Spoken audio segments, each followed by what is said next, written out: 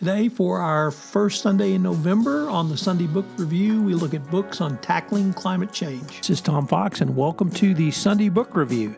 The Sunday Book Review is a book review where I curate 4 books on a specific topic for the compliance professional or the business executive. I know you'll enjoy it.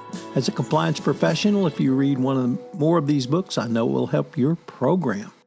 Our selections today come from the Financial Times article, 4 Hopeful Guides to Tackling Climate Change by Pelita Clark. First up, Clearing the Air, a Hopeful Guide to Solving Climate Change in 50 Questions and Answered by Hannah Ritchie. This is Ritchie's second book in 2 years on this topic, and it answers 50 common questions about tackling climate change. It's a powerful guide to the subject. You can take this question of climate change skeptics, and it will be a great book for you. There are a lot of negligible countries that you might think. Only 6 countries emit more than 2% of global percent each of global total: China, U.S., Russia, Japan, and Indonesia.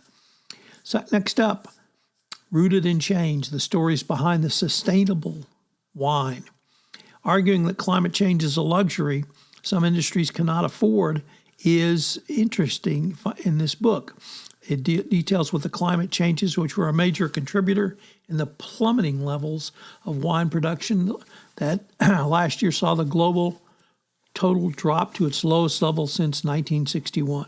Climate change is a serious and immediate threat to wine growers and drinkers, even in places such as England, where rising temperatures have driven the growth of vineyards.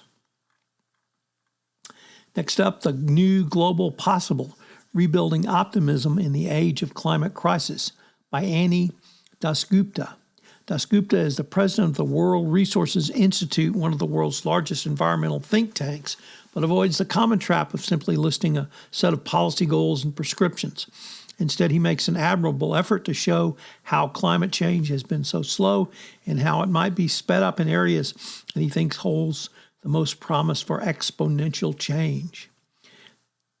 And our final book is The Growth Story of the 21st Century, The Economics and Opportunity of Climate Action by the British economist Nicholas Stern. In this book, it's been 20 years since Stern changed the way we think about the cost of climate change in the study he led for the UK government. His study overturned the idea that cutting greenhouse gas emissions would slow economic growth, showing that the cost of climate inaction far outweighed those of action. Since then, emissions have continued to rise, albeit at a slower pace. And despite huge advantages in green technology, the climate threat is deepening.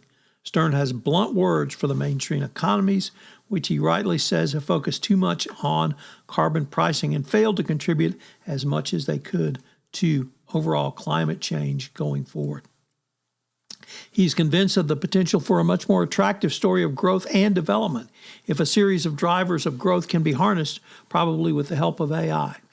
The drivers include green tech innovation, increasing economies of scale with countries like India. This is Stern's third climate book, Economics in 20 years, and his own note is that a measure of success will be that he does not need to write a 4th book. But if he does, he stands ready to do so. I hope you'll enjoy one or more of these books, and I hope you will join us again next week on the award-winning Sunday Book Review. I'm proud to announce the latest podcast in production in the Compliance Podcast Network is our next season of Adventures in Compliance, how Sherlock Holmes informs your compliance program, in which I dissect the 4 novels of Sherlock Holmes.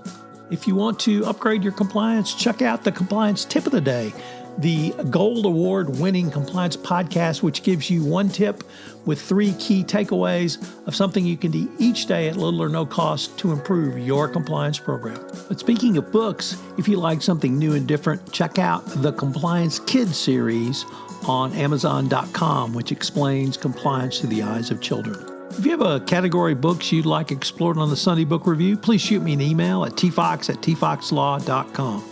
The Sunday Book Review is a production of the award-winning Compliance Podcast Network. This podcast is a part of the C-Suite Radio Network. For more top business podcasts, visit c-suiteradio.com.